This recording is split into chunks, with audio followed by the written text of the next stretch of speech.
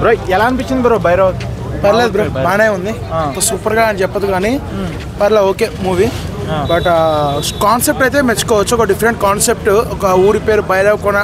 అసలు ఆ ఊరి స్పెషాలిటీ ఏంటనే ఒక డిఫరెంట్ కాన్సెప్ట్గా చూపించారు. ఫస్ట్ హాఫ్ అంతా మనం నార్మల్గానే వెళ్తుంది, రొటీన్ రెగ్యులర్ మూవీగా అన్నట్టు వెళ్తుంది. బట్ ప్రీ ఇంటర్వెల్కి మూవీ నెక్స్ట్ లెవెల్కి రీచ్ అవుతుంది అనమాట. ప్రీ ఇంటర్వెల్ దగ్గర మాత్రం చాలా బాగుంటుంది. ఆ ప్రీ ఇంటర్వెల్ తర్వాత సెకండ్ హాఫ్ వచ్చేప్పటికి ఏంటంటే కొద్దిగా మెయిన్ స్టోరీ కాన్సెప్ట్ కానీ అసలు ట్విస్ట్లు రివీల్ చేయడం కానీ ప్లానింగ్ అంతా చాలా బాగా ప్లాన్ చేసుకున్నారు. బట్ విఎఫ్ఎక్స్ కానీ స్క్రీన్ ప్లే కానీ బాగా పెంచుకోవచ్చు.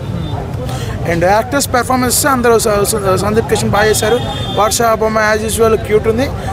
సాంగ్స్ కూడా ఒక సాంగ్ సెకండ్ హాఫ్లో. హైలైట్స్ అంటే ఏమి చెప్తారు మూవీలో? హైలైట్స్ అంటే విఎఫ్ఎక్స్ అన్న, విఎఫ్ఎక్స్ అండ్ కాన్సెప్ట్ హైలైట్.